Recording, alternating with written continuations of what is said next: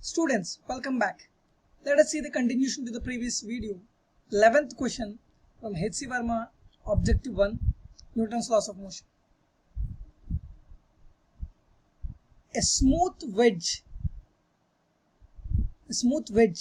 A is fitted in a chamber hanging from a fixed ceiling near the earth's surface. There is a ceiling, there is a chamber hanging to a fixed ceiling, earth's surface. A block B placed on the top of a wedge. Smooth wedge is fitted in this chamber. Block B is placed on the top of the wedge. Top of the wedge.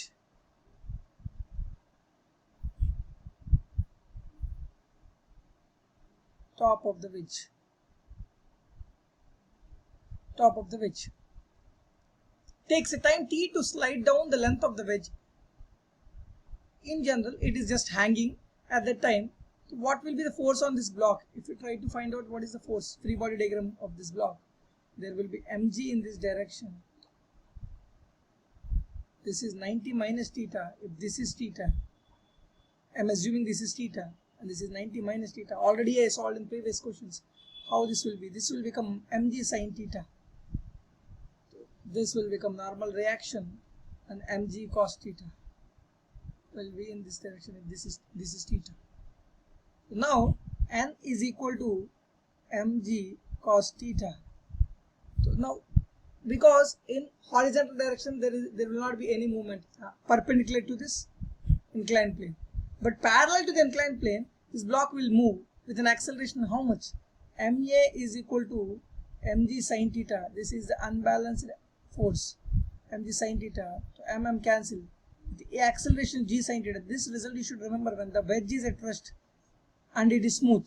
The acceleration with which it is sliding down will be g sin theta, where theta is the inclined angle of inclination of the inclined plane. So now what will be the time taken for the block to reach down? Suppose consider the length of the wedge to be L. So L is equal to half U is 0, half G is G sin theta, half A is G sin theta into T square. That implies T is equal to root 2L by G sin theta.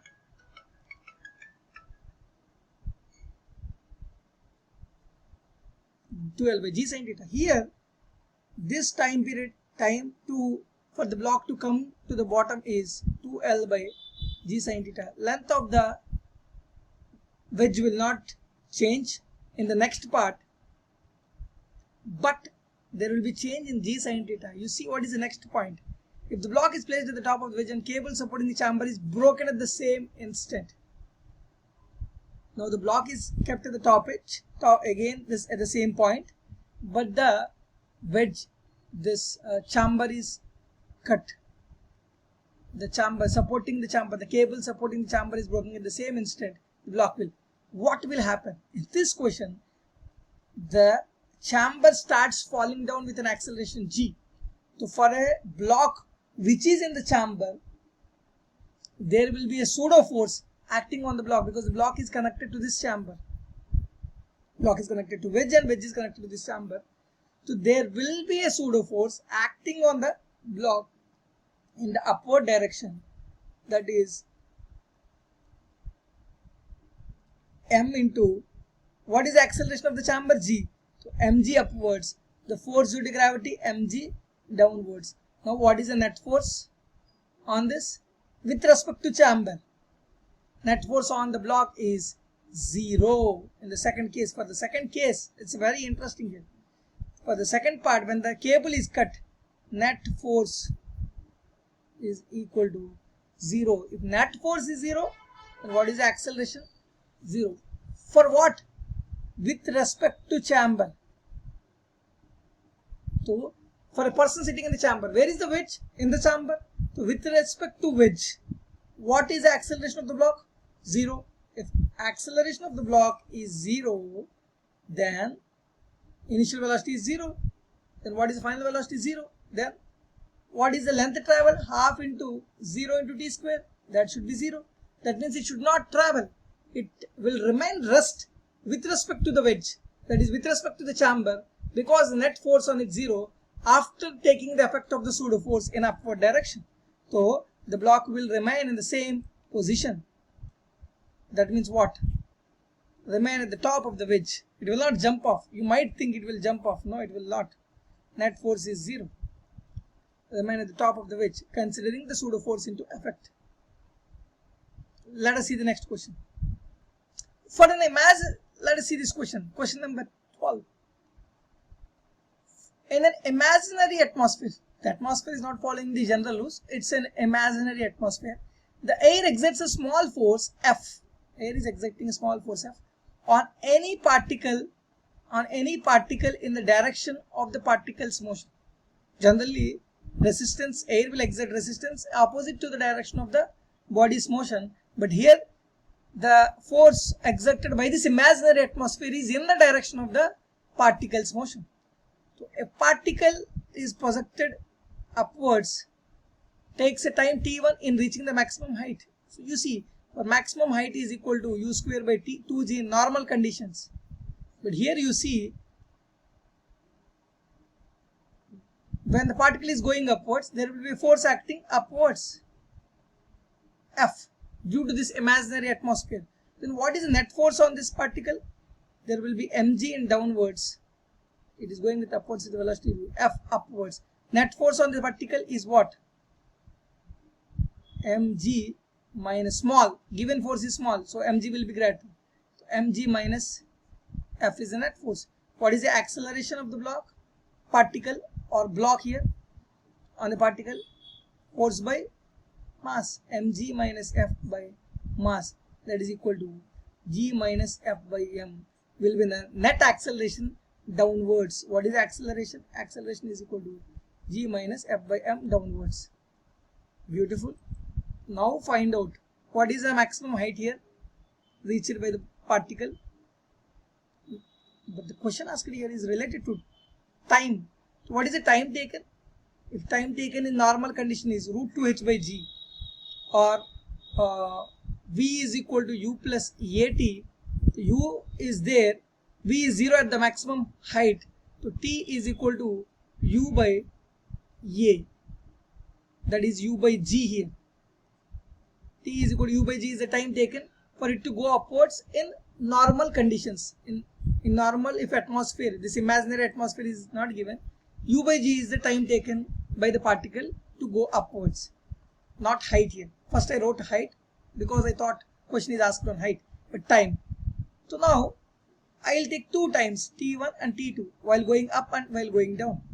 So while going up, there will be change in g effective. What is the g effective?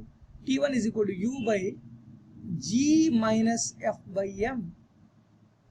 We got this by drawing free body diagram.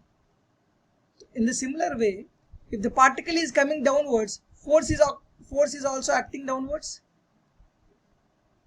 When the particle is coming downwards, this is t1. The particle is coming downwards, mg is downwards, that force is also downwards, because in the question it is given the force acts in the direction of the particle motion. So net force is what? Mg plus f. So then acceleration will become as mg plus f by m, that is equal to g plus f by m. So now what is the time t2 in this in the second case? U when coming down, u by g plus f by m. So you see the condition here. Clearly u is same in both cases, g is same in both the cases, but here minus f by m plus f by m. The denominator here is higher, denominator here is lower. That means, so if denominator is higher, t2 should be low, because it is inversely proportional. t2 is less than t1 is the answer. Wonderful. Let us go to the next question. t2 is less than t1. t2 returns and t2 is less than t1. That is option B here. Let us go to the next question. This 13 and 14 questions have the same point to be conveyed. This 13 and 14 will convey the same fundamental point to us. What is this 13 and 14 questions? A person standing on the floor of an elevator drops a coin. There's an elevator. Person standing here drops a coin with his hand. Consider this height to be h. Coin. The coin reaches the floor of the elevator in a time t1 if the elevator is stationary, and in time t2 if it is moving uniformly. The two cases. In one case the elevator is stationary, in another case the elevator is moving with uniformly upwards maybe or downwards maybe. If it is uniformly moving, it is an inertial frame. There will not be any pseudo force acting on the boy or the coin. So you see, in this case or this case, the coin will act if a person standing here observes, attach it to the elevator. Both the coins will actually take the same time. T1 is equal to T2. You might get doubt. So the coin also moves upwards, isn't it? Coin initially coin will have u velocity because the boy is in contact with the coin. This is with in inertial frame. If you are sitting in the frame and solving the question, but I am going to tell you a real case. What happens in reality? You might think particle actually goes upwards with initial velocity u, with which the elevator is going upwards. So the coin might take a lot of time, but actually it will not take. Why? The coin is moving in initially same manner. This elevator also moves. The amount of time the coin is in contact with the boy, the amount of time the coin will go upwards as ut dash, suppose consider. In the t dash time, this elevator also moves with ut dash distance. Later on, the coin will fall down. So that means that t1 is equal to t2 time. The elevator effect will not be there because it is moving with uniform velocity. It's an inertial frame. There will not be any pseudo force acting in the opposite direction to the coin or the boy. So there will not be any change in time because of the inertial frame of reference. That is, it is moving uniformly. There will not be any other effect. And similarly, let us see the next question.